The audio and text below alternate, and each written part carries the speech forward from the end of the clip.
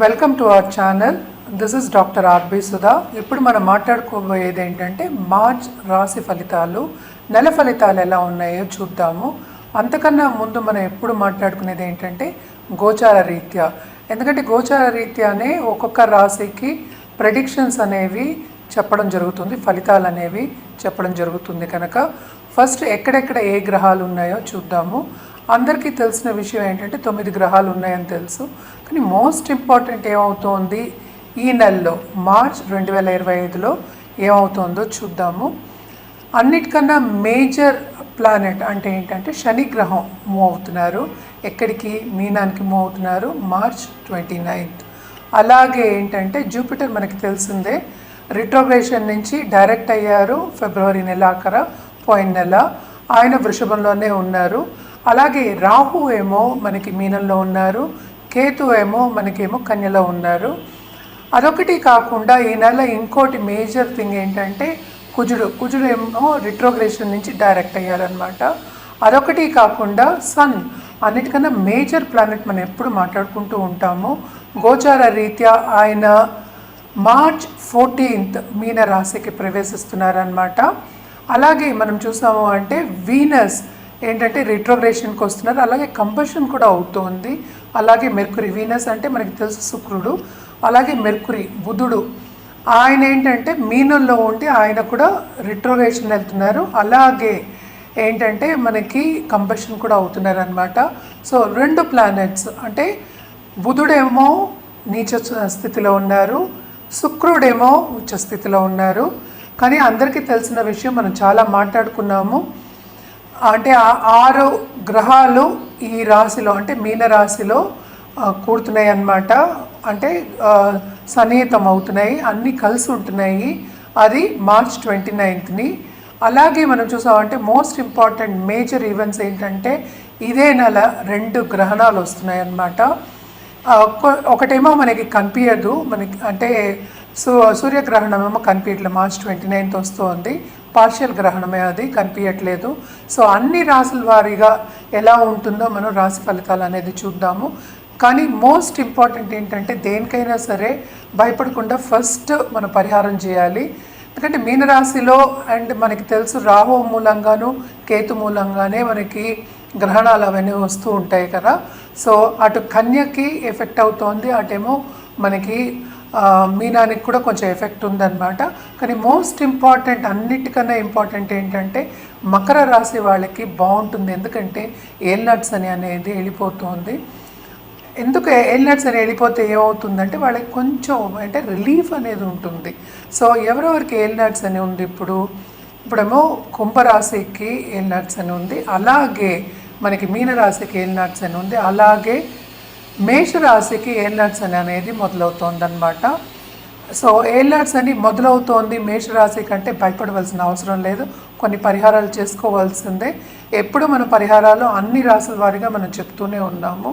కానీ ఏంటంటే most important కొన్ని అడ్డంగాలు వచ్చే ఛాన్సెస్ ఎక్కువ ఉంటాయి. కనుక ఎప్పుడు మనం చెప్పుకునేదే 12 రాశుల వారికి, కొన్ని రాశుల వారికి చాలా బాగుంటుంది, కొన్ని రాశుల వారికి అంత బాగుండదు.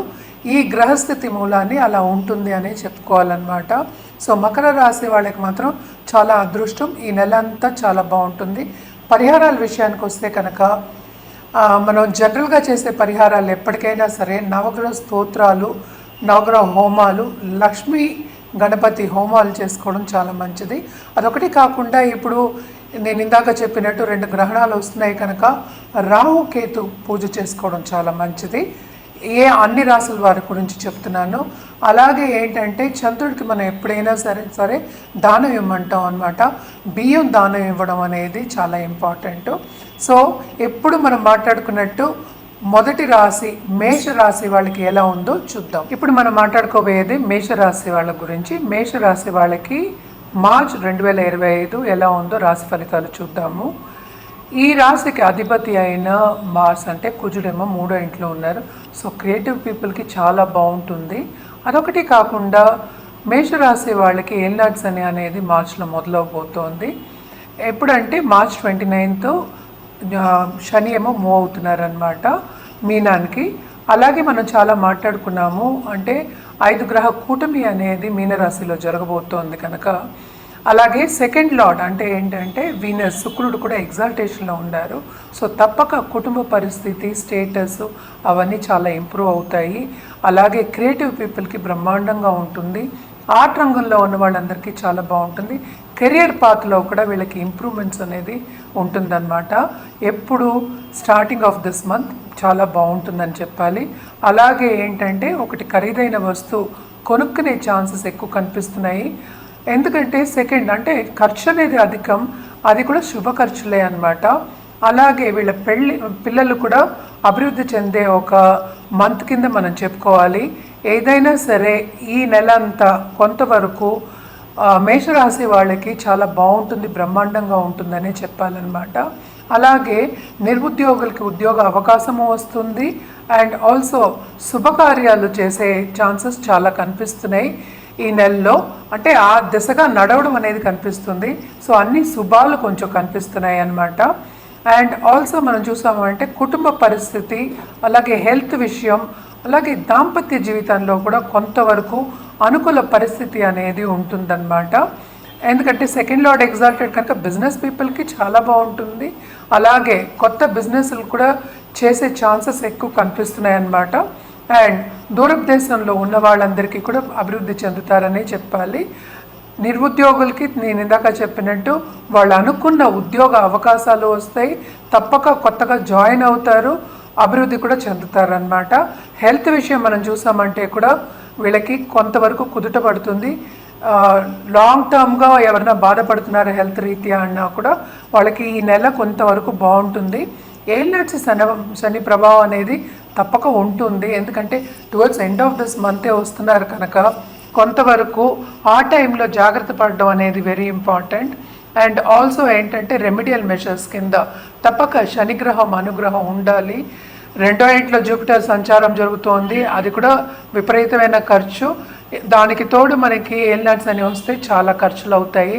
ఎస్పెషలీ పిల్లలు, కుటుంబం, అలాగే ఏంటంటే కెరియర్ పరంగా ఎక్కువ ఖర్చులు అయ్యే ఛాన్సెస్ కనిపిస్తున్నాయి కనుక తప్పక రెమిడియల్ మెషర్స్ చేయాలి వీళ్ళు. రెమిడియల్ మెషర్స్ ఏం చేయాలి అంటే శనిగ్రహం అనుగ్రహం ఇందాక నేను చెప్పినట్టు నవగ్రహాల చుట్టూ తిరగడం, ప్రదక్షిణ చేయడం అట్లీస్ట్ 9 టైమ్స్, 9 సార్లు నేను చెప్పేది. శనికి దీపం వెలిగించడం, అలాగే శనివారమే నేను చెప్పేది ఇదంతా. శనివారం దీపం వెలిగించడం, తైల దీపం వెలిగించడం, అలాగే శని దానం ఇవ్వడం కూడా వెరీ వెరీ ఇంపార్టెంట్ అన్నమాట. తప్పక ఇవన్నీ చేయండి. ఎందుకంటే శని అనుగ్రహం ఉంటేనే అన్నీ జరుగుతాయి. కెరియర్కి కూడా ఆయనే అధిపతి, అలాగే ఆయుకు కూడా ఆయనే అధిపతి. సో తప్పక అడ్డంగాలు రాకుండా ఉండాలి అంటే శనికి తప్పక చేయవలసిందే. జనరల్గా మనం రెమిడియల్ మెషర్స్ మాట్లాడుకున్నాం ఆల్రెడీ, దాంతోపాటు ఇవి కూడా చేస్తే ఇంకా మంచిదన్నమాట. మీకు ఏదైనా డౌట్లు ఉన్నా లేకపోతే మీ జాతకం పరిశీలించుకోవాలన్నా కూడా తప్పక మమ్మల్ని సంప్రదించవచ్చు. కింద స్క్రోల్ అయ్యే నంబర్కి సంప్రదించండి.